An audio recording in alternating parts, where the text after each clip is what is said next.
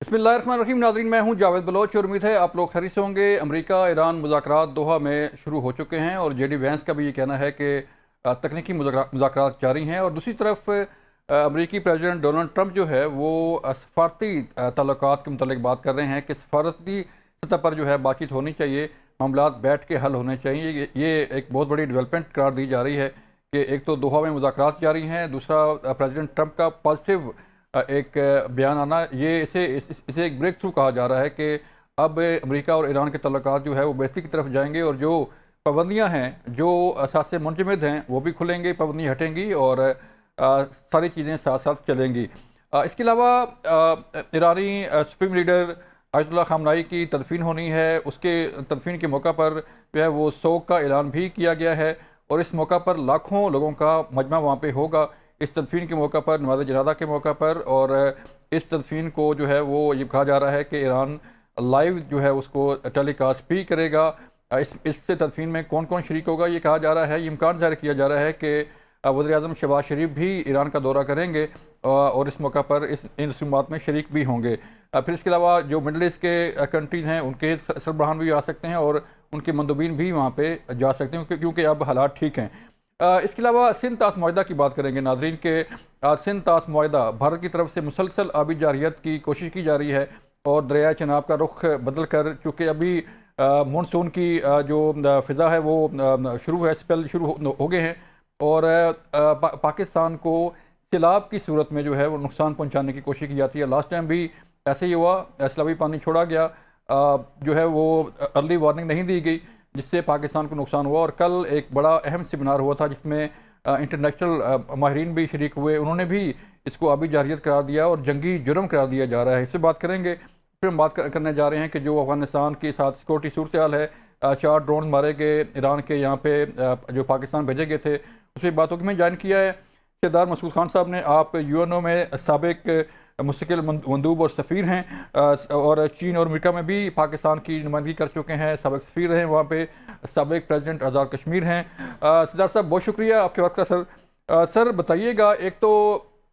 जो America Iran मुज़ाकरात जारी हैं दोहा के अंदर, आप क्या समझते हैं कि क्या डेवलपमेंट्स हो सकती हैं सर? जो 3 ग्रुप्स जो है वो काम कर रहे हैं इन तीनों सेक्टर्स में, जिसमें पाबंदियाँ हैं, जिसमें सफारती तल्लुकात हैं, जिसमें मुजबिन से बहाल करने हैं, ट्रेड होनी है, तो चीज़ें सर किस तरफ जा सकती हैं?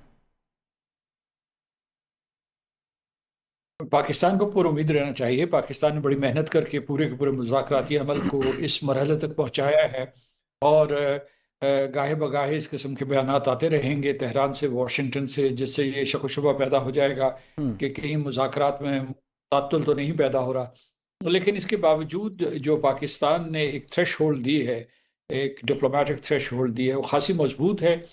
और चूंकि पाकिस्तान ने तेहरान और वाशिंगटन दोनों से मुशावरत के बाद ये जो एक दरमियानी रास्ता तराशा था, इस वजह से मैं समझता हूँ कि ये कभी कभार जो है ये इस किस्म के बयान आएंगे, लेकिन ये ट्रैक पे जा चुकी है। और उसके बाद क्योंकि अमेरिका भी ये चाहता है कि उससे जो है एक न्यूक्लियर डील मिले, उसके बाद जो है ये अमन हो। इसी तरीके से ईरान जो तबाह बर्बाद हुआ है वो भी चाहता है कि ये सूरत हाल दोबारा पैदा ना हो। और बिलखसूस जो खलीजी रियासतें हैं वो चाहती हैं कि उनकी मईशत बहाल हो।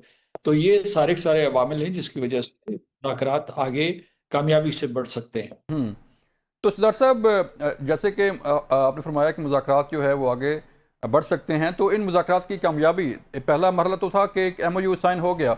अब जो विद इन 60 डेज मुज़ाकरात फाइनल होने हैं और एक फाइनल एग्रीमेंट भी होना है, तो आप समझते हैं कि एक नया चेंज आएगा मिडल ईस्ट में और एक नया ईरान जो है वो दुनिया के सामने होगा?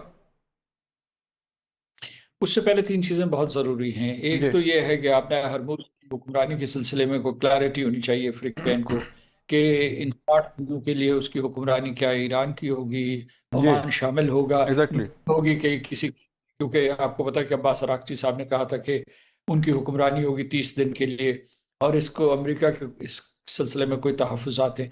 दूसरा मामला यह है कि जो अमेरिका ने वादा किया कि उनके कुछ मनजमद असासे वागुजार कर रहे हैं, उनकी उनके वो जो जब उनका इस्तेमाल होगा, तो अमेरिका में कुछ लोग ये कोशिश कर रहे हैं कि उनको किसी तरीके से जो है जब्त किया जाए, क्योंकि उनकी ट्रेजरी का डिपार्टमेंट इस किस्म की कोशिश कर रहा है। ईरान की तवक्को ये है कि उनके हवाले किए जाएं और उनके ऊपर इस किस्म की भी कोई पाबंदी न लगाई जाए कि वो सिर्फ अमरीकी चीज़ें खरीद सके। वो कहते हैं कि अगर अमरीकी चीज़ें जो है कंपेटिटिव होंगी तो वो खरीद लेंगे, हम्म। लेकिन ये उनके ऊपर पाबंदी नहीं होनी चाहिए कि वो सिर्फ और सिर्फ अमेरिका से चीज़ें खरीदें। और तीसरा जो मसला है कि जी। जो अमेरिका ने इजाज़त दी है ईरान को कि मुज़ाकरात के दौरान वो बैन अवी मंडियों में ईरान तेल बेच सकता है, इसके ऊपर पाबंदी न लगे, क्योंकि ये एक ईरान के लिए ज़रिया आमदनी भी है, उसकी अपनी मईशत बहाल होगी और वो तामीर नौ के लिए फौरी तौर पर काम शुरू कर सकता है। जी। अगर ये तीन चीज़ें जो है अभी फ़िलहाल हल हो जाएं कतर में, तो उसके बाद जो है वो जो इससे भी ज़्यादा हसास मुज़ाकरात हैं, यानी न्यूक्लियर मुज़ाकरात और फिर जो हम्म। माशी पाबंदियाँ, इन इनमें पेशरफ्त हो सकती है। और वो उसमें बहुत से कानूनी और तकनीकी अमूर हैं जिनके सिलसिले में माहिरीन बैठेंगे, और न सिर्फ जो है सियासी सतह पे या स्ट्रेटेजिक सतह पे कोई इत्तफाक राय होगा, उसमें जो है उसको वर्कआउट करना पड़ेगा कि उसकी जो फ़र्ज़ कीजिए कि जो किस तरीके से ईरान को अगर उसके ऊपर माशी पाबंदियाँ ख़त्म हो जाती हैं तो किस तरीके से उसे इंटरनेशनल मालियाती निज़ाम में इंटीग्रेट किया जाए, हम्म। बैंकारी के निज़ाम में इंटीग्रेट किया जाए। और दूसरी तरफ ये है कि अगर वो न्यूक्लियर वेपन्स के बारे में कोई मुआहदा होता है तो उसके लिए वेरिफिकेशन, तस्दीक का क्या मैकेनिज्म होना चाहिए, और क्या इंटरनेशनल एटॉमिक एनर्जी एजेंसी उसकी निगरानी करेगी या नहीं करेगी, और करेगी तो किस तरीके से करेगी। सर, न्यू वर्ल्ड ऑर्डर की बात की जा रही है कि अब इन हालात के बाद, इन जंगों के बाद जो है एक नया वर्ल्ड ऑर्डर जो है वो दुनिया में लागू होगा। क्या आपकी तवक्कुआत हैं, क्या हो सकता है सर? जो अमेरिका का एक सुपर पावर का एक रोब था, एक दबदबा था कि अमेरिका सुपर पावर है, लेकिन इस जंग में अमेरिका अपने आप को एक्सपोज कर गया है। अब सवाल ये पैदा होता है कि नई सुपर पावर जो है वो कौन हो सकती है? मैं समझता हूँ फिलहाल के जो नया आलमी निज़ाम तो उभर आया है, और ये मल्टीपोलर निज़ाम है। अमेरिका भी सुपर पावर है, सोल सुपर पावर है, वो सबसे आगे है। यानी वो जंगी साजो सामान के हवाले से हो, अफवाज के हवाले से हो, उसकी को तकरीबन 800 के करीब बेसिस हैं सारी दुनिया में, जो दफाई बेसिस हैं या जी। जो उनकी मिलिट्री बेसिस हैं। जबकि चीन की जो है मेरा ख्याल 3 के करीब हैं, और उन्हें ढाई भी आप कह सकते हैं, तो वो पूरी की पूरी नहीं है। तो अभी उनके मुकाबले में कोई उभर के नहीं आया, ना रूस ना चीन। हाँ। लेकिन चीन बड़ी तेजी से आगे बढ़ रहा है। उसकी जो है एक तो उसकी कौमी आमदनी है वो तकरीबन $20 बिलियन से ज़्यादा है, और इस वक्त वो दुनिया की दूसरी बड़ी मईशत है। और जो परचेसिंग पावर पैरिटी होती है उसमें मेरा ख्याल है कि चीन अमेरिका से आगे निकल गया है। जी। तो एक वो है, दूसरी वो बड़ी तेजी से अपनी नेवी, उसके बाद जो आर्मी और एयरफोर्स जो है उसको तैयार कर रहे हैं। इस वक्त जो है जो चीन है उसके उसके पास दुनिया में सबसे ज़्यादा बहरी जहाज़ हैं, को तकरीबन 3,67,000 के करीब हैं। तो उनका बहरी बेड़ा भी बहुत बड़ा बन रहा है, उन्हें ब्लू वाटर्स जो है उसमें भी जो है एक्सेस है। लेकिन इसमें मैं आपको बताऊं कि जो जी। आपने कहा, अपने सवाल में ये कहा कि किस तरीके से अमेरिका तन्हा हुआ। अमेरिका को बड़ा नुकसान हुआ इसराइल ने करवाया कि मगरबी हलीफ जो थे, अमेरिका के दो था, एक तो वो सुपर पावर था, दूसरा ये कि वो एक हमेशा फखरिया ये कहता था कि उस उनकी दुनिया में सबसे ज्यादा ममालिक के साथ अलायंस है, हम्म। जिसमें मगरबी यूरोप था, कनाडा था, ऑस्ट्रेलिया था, उसके लेकिन अब तो ना बाद हो गया सर। कोरिया और जापान। तो अब ये हुआ है कि वो तन्हा हुआ है। तो एक एतबार से अगर ये मामलात बहाल नहीं होते, कुछ नजर आ रहे थे कि G7 समिट में बहाल हो रहे हैं, तो फिर इसका मतलब है निज़ाम बदल चुका है। फिर उसके अलावा ये कि निज़ाम के अंदर एक और निज़ाम बदल रहा है, वो मशरक़ वस्ता में है या खलीजी रियासतों में है या ईरान और खलीजी रियासतों के दरमियान। अगर ईरान ने ये लिख कर दे दिया और वो तैयार है कि वो जौहरी हथियार नहीं बनाएंगे, तो इनका जो सबसे ज़्यादा खलीजी रियासतों का जो सबसे बड़ा खदशा था या ख़तरा था वो टल जाएगा, और ये उनके साथ ताउन कर सकते हैं। जो सदर ट्रंप ने मुफाहमती यादाश्त इसके ऊपर दस्तखत किए हैं, और उसमें पाकिस्तान ने बड़ी कोशिश की, आखिरी मरहले में कतर भी शामिल हुआ, तो उससे पूरे का पूरा यहाँ का माशी और स्ट्रेटेजिक नक्शा तब्दील हो जाएगा, और ये ममालिक एक दूसरे के साथ मुतसादिम होने के बजाय एक दूसरे के ऊपर माशी इन्हिसार करेंगे। हम्म। तो ये नक्शा बदल रहा है इस खत्ते में बिलखुसूस। अभी कुछ सवाल बाकी हैं कि जनूबी एशिया में क्या होगा, ये हिंदुस्तान का क्या रोल होगा, क्योंकि वो खासा एक साल में उसे बहुत बड़ा धचका लगा है। और उसके बाद जो है मिडिल पास जो जैसे कनाडा के वजीर आजम ने कहा था, मार्क कार्नी ने, कि मिडिल पावर्स जो हैं, मिसाल के तौर, एक तो जो मुसलमा पहले से मिडिल पावर्स हैं, कनाडा जी ऑस्ट्रेलिया हो गया है, जी। नॉर्डिक कंट्रीज हो गए, और एक नई उभरती हुई मिडिल पावर्स जो है, उनका क्या रोल है, जिसमें पाकिस्तान सर फहरिस्त है। लेकिन लेकिन सर चलें एक ब्रेक का कहा जा रहा है सर, ब्रेक से वापस आते हैं तो फिर बात करेंगे कि सिंध तास मुआहदा पे जो है वो क्या हो सकता है, पाकिस्तान क्या कर सकता है और इंडिया क्या कर सकता है, ब्रेक के बाद।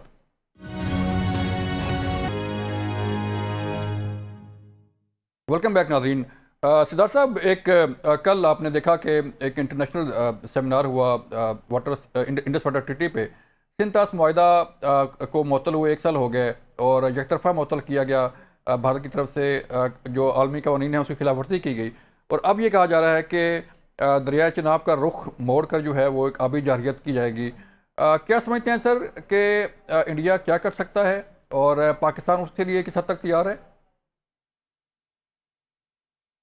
सबसे पहले तो हमें दुनिया को आगाह करने की ज़रूरत है, और गुज़श्ता रोज़ जो यहाँ एक सेमिनार हुआ, एक वर्कशॉप हुई, उसमें यही किया गया कि दुनिया को आगाह किया गया, और उसमें सबसे अहम चीज़ ये थी कि सिर्फ पाकिस्तान अपना बयानिया नहीं दे रहा था, रूस और चीन भी वहाँ से मंदुबीन जी जी पाकिस्तान के साथ शामिल थे। तो अभी इस सिलसिले में आलमी सतह पे आगाही हो रही है, क्योंकि ये सिर्फ जो है, यही जो है एक किस्म का रिवर बेसन नहीं है, दुनिया में इस किस्म के कई हैं, लातीनी अमेरिका में है, रूस में है, चीन में है, चीन से जो दरिया बहते हैं वो हमारे इलाके में आते हैं, और इसी तरीके से वो हिंदुस्तान में जाते हैं, जो उनके अरुणाचल प्रदेश से गुजर के, ये ब्रह्मपुत्र जो है, ये दरिया जो है चीन से आता है। हम्म। तो एक तो इसकी यानी मतलब बैनुल अक़वामी अहमियत है इस पूरे मामले की, कि पानियों को कैसे तकसीम किया जाए।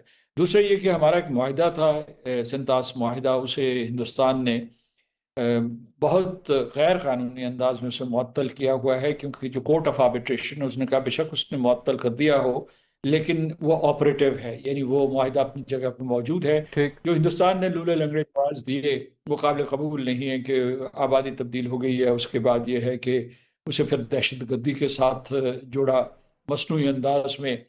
और फिर जो है, मैं समझता हूँ, मैं ज़ाती तौर पर अगर आप इसकी तारीख में जाएं, तो उस वक्त ये नाइंसाफ़ी थी पाकिस्तान के साथ, कि उसके हिस्से में 6 दरिया आए तो 3 आपने एकदम हिंदुस्तान को दे दिए, और जो बाकी 3 बचे थे वो जुज़वी तौर पर उसे इख्तियार दे दिया, जिसे वो अब कुल्ली तौर पर इस्तेमाल करना चाहता है।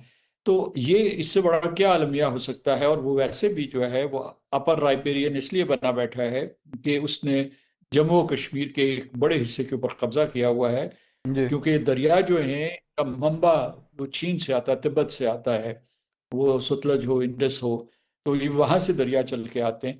तो इसलिए ये है कि पाकिस्तान ने हर किस्म की कोशिश की है, उसने पाकिस्तान के मंदुबीन ने ये मसला जो है कोर्ट ऑफ आर्बिट्रेशन में उठाया है। हिंदुस्तान ना न्यूट्रल एक्सपर्ट के साथ ताउन कर रहा है, ना कोर्ट ऑफ आर्बिट्रेशन ने जब ये फैसला दे दिया तो इसने उसे मानने से इनकार कर दिया है, यानी एक मरतबा फिर कानून की खिलाफ वर्जी की है, बैनुल अक़वामी कानून की खिलाफ वर्जी की है। और अभी जो आप फरमा रहे थे वो ये है कि पूरा जो इंडस बेसन है, और बिलखसूस जो इंडस रिवर और चनाब, उसका नक्शा वो तब्दील कर रहे हैं वहाँ। हम्म। यानी इस वक्त जो है, मैं उनके आपको अगर फहरिस्त गिनवाऊं तो जनाब, तो उनने जो है वो एक सवाल कोट सबसे बड़ा जो है, जिसमें तकरीबन 1850 मेगावाट का है, उसके बाद रतले है वो 850 है, जी और बड़े उसमें जो है एक पाकुल डल है, वो तकरीबन 1000 मेगावाट का है।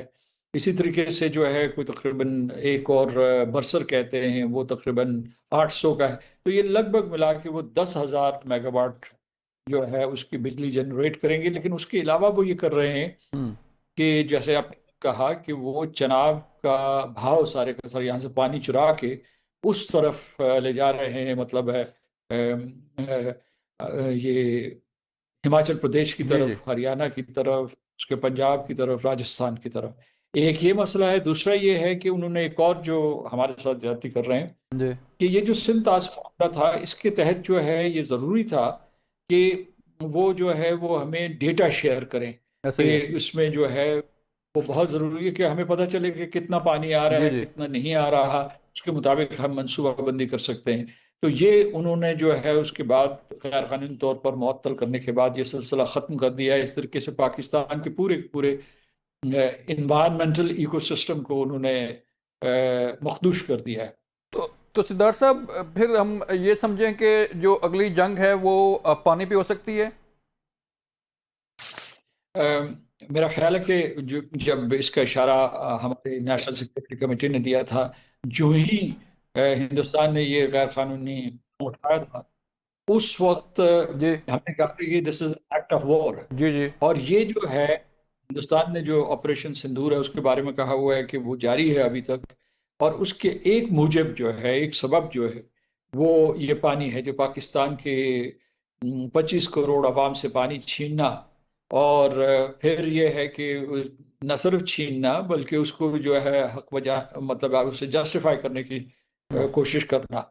ये वो जराइम है इंसानियत के खिलाफ जिसके बारे में हम हिंदुस्तान को माफ नहीं कर सकते। लेकिन ये मैं आपको बताऊं कि जी पाकिस्तान के बहुत से लोग जो हैं, इसमें मुबसरीन भी शामिल हैं, ज़राए इबलाग भी शामिल हैं, वो समझ रहे हो कि हम हिंदुस्तान के हमले का इंतजार कर रहे हैं या हिंदुस्तान दोबारा हमला करेगा। ये आबी जारहियत खुद एक बहुत बड़ा हमला है। जी जी। इसे आप किनेटिक सही से तो मतलब है फौजी हमले से कम ना समझें। लेकिन इसके साथ साथ उसने एक दूसरा हमला मगरबी सरहद से शुरू किया हुआ है, यानी वो ये तहरीक तालिबान पाकिस्तान, एग्जैक्टली, अफगानिस्तान अलकायदा से। की सरपरस्ती कर रहा है, और वहां से पाकिस्तान की सरजमीन के ऊपर हमले हो रहे हैं।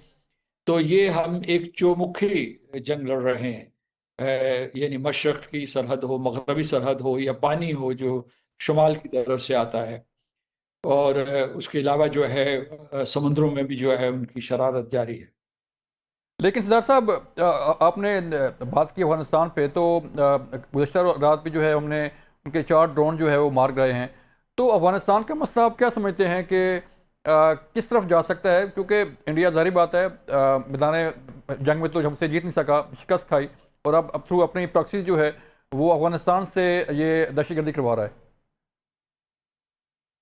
देखिए, हिंदुस्तान के साथ मामला ज़रा मुख्तलिफ हैं, क्योंकि जो हिंदुस्तान है वो सन 1947 से अब तक पाकिस्तान को एक किस्म का नज़रियाती दुश्मन समझता है, क्योंकि हमने नज़रियाती बुनियादों पर एक अलग रियासत बनाई थी। लिहाजा और ख़ास तौर से अब जो उनकी इंतहा पसंद जमात बरसर इक़्तिदार है, या राशिया स्वयं सेवक संघ जो उसके पीछे है, तो वो पाकिस्तान के वजूद को ही ख़त्म करना चाहते हैं, या हम्म। बाहर से हमले करके, या अंदर से जो है इम्प्लोशन करके, या किसी तरीके से तखरीबकारी के जरिए।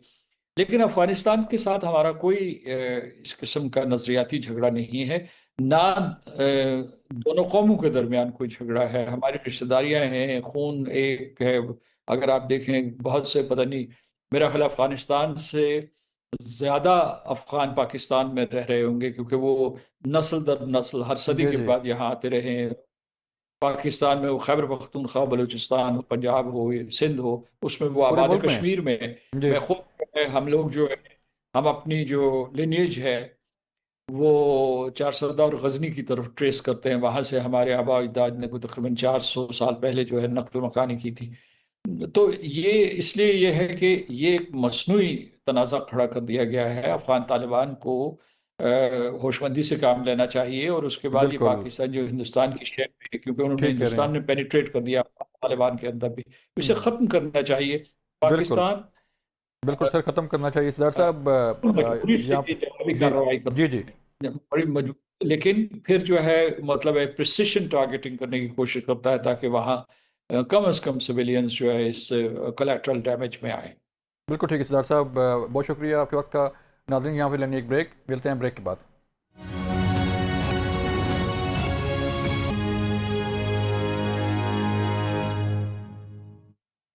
वेलकम बैक नाज़रीन। हम बात कर रहे हैं कि अफ़गानिस्तान के साथ सूरत हाल ख़राब होती जा रही है, और अफ़गानिस्तान बार बार जो है वो कहने के बावजूद पाकिस्तान के ख़िलाफ़ अपनी सरजमीन इस्तेमाल करवा रहा है।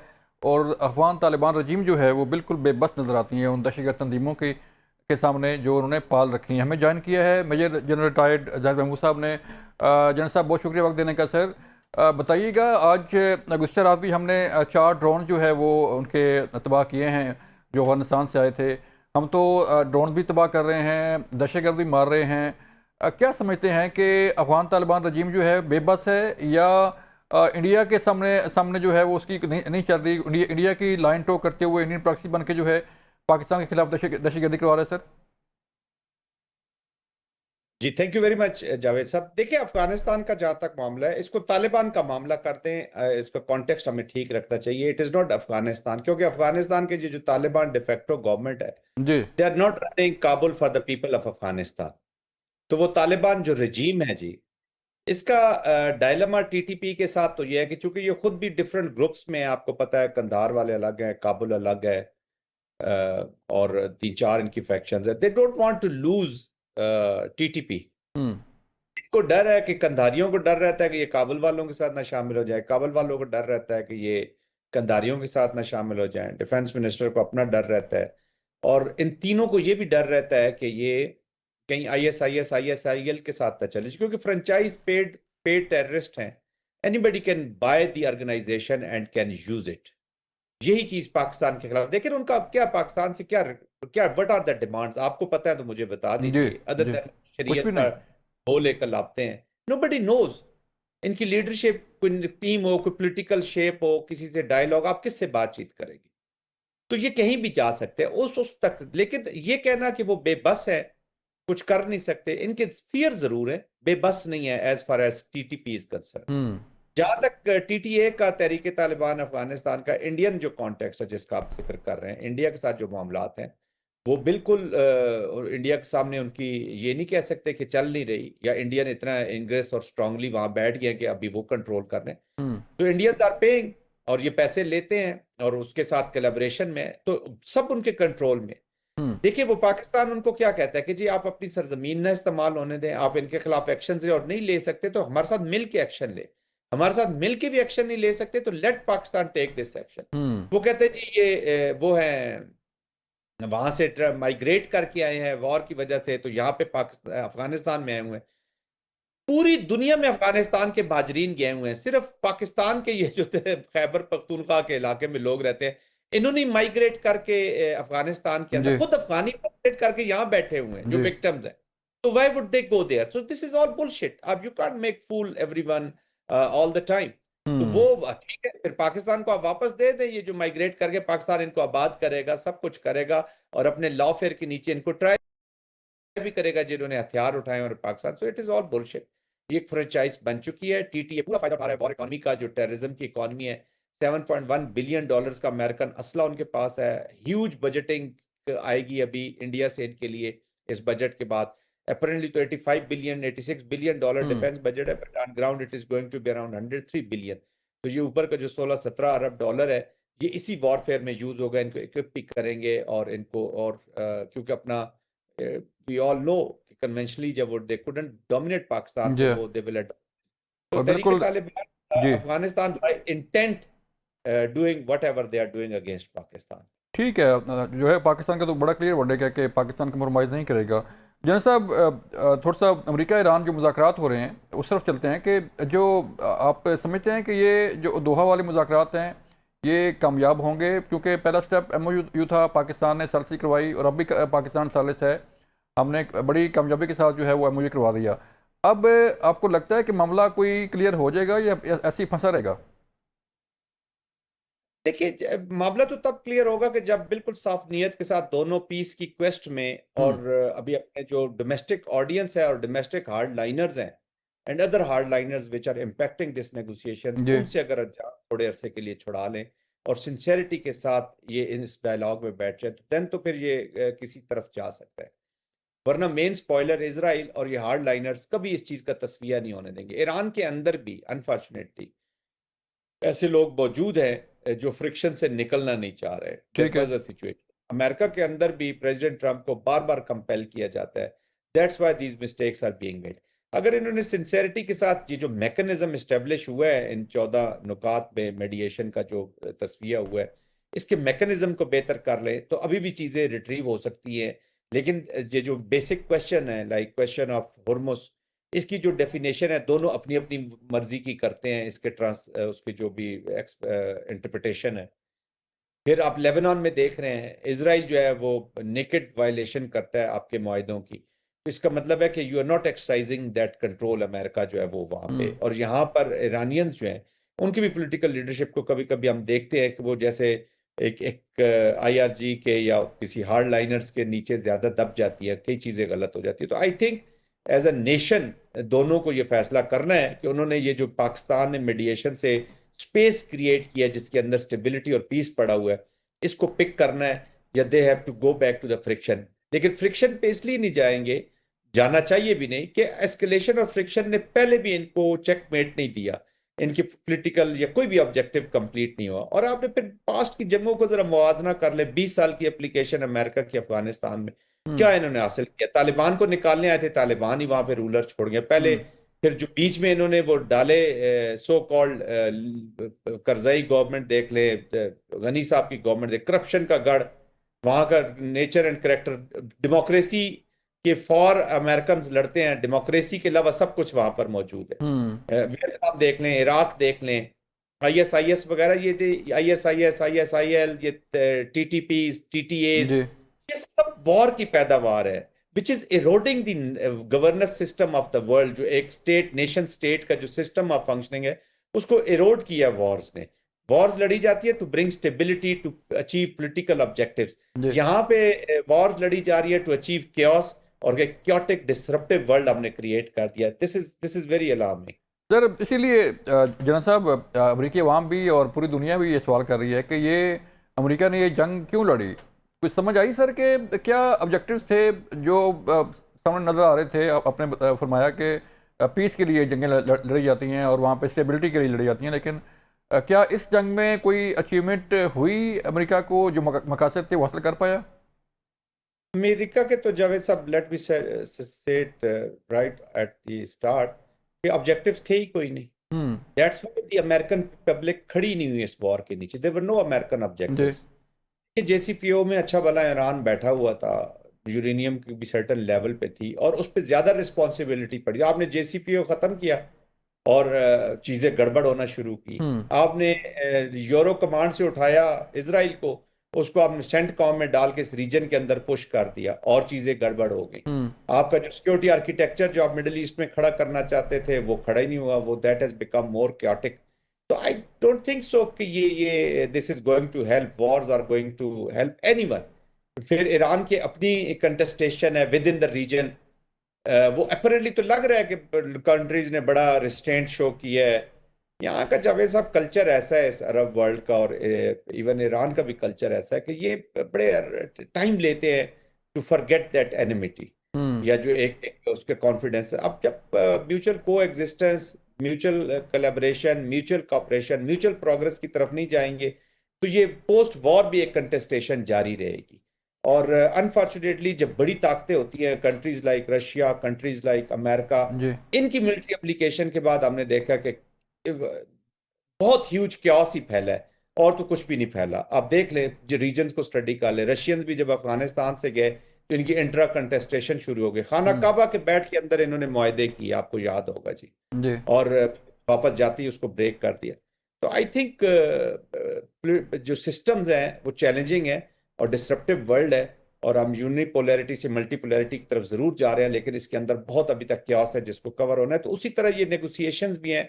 I am still keeping my fingers cross, क्योंकि अभी तो इंपॉर्टेंट एलिमेंट्स जो हैं वो डिस्कस होने हैं, लेबनान से जो विड्रॉल होना है, और सबसे इंपॉर्टेंट न्यूक्लियर। जंग के बाद के जो हालात है, ये this is new strategic environment. Past का कोई कंक्लूजन इन डायलॉग पे न लगाइए कि जी जेसीपीओ में ये भी ईरान मान गया था, ये भी मान गया था, अब वो इसको मैक्सिमाइज कर रहे हैं अपनी डिमांड्स को दोनों साइड्स। ठीक। जनरल साहब, एक और क्वेश्चन जो है अभी उठ रहा है सिंतास मुआहिदा का। जैसे अभी जारहियत जो है मुसलत की जा रही है पाकिस्तान पे, और पाकिस्तान ने इसे एक्ट ऑफ वार करार दिया है। आप समझते हैं कि इस अभी जारहियत पर कोई जंग हो सकती है या कोई हालात ख़राब हो सकते हैं? Unfortunately in reality we are going, unfortunately इसी डायरेक्शन में जा रहे हैं। जिस तरीके का ये जो स्टेट है, अभी भारत की जो स्टेट है, जावेद साहब हमें समझने जरूरत है, it's no more normal state नहीं है। ना इसमें डेमोक्रेसी है, ना सेकुलरिज्म है, इसमें Hindutva based, hate based ideology बैठी हुई है, विच इज वेपनाइजिंग एवरीवन। अभी भी जो कल सेमिनार हुआ इस्लामाबाद में, आपने सुन लिया कि जितने इंटरनेशनल, चले पाकिस्तानी स्पीकर्स को तो छोड़ दे, जो भी इंटरनेशनल स्पीकर्स, डेलीगेट्स आए थे, वो सब इसी कंक्लूजन पे पहुंचे कि India is weaponising water, thus seeking a war। तो अल्लाह करे कि ये डिप्लोमेसी के साथ, और वो भी एक मिड स्ट्रीम अपर रिपेरियन, हमारा अपर रिपेरियन है लेकिन उसकी भी अपर रिपेरियंस बैठे हुए हैं। एक मुल्क जो है, उसकी वजह यह है कि दे नीड फ्रिक्शन।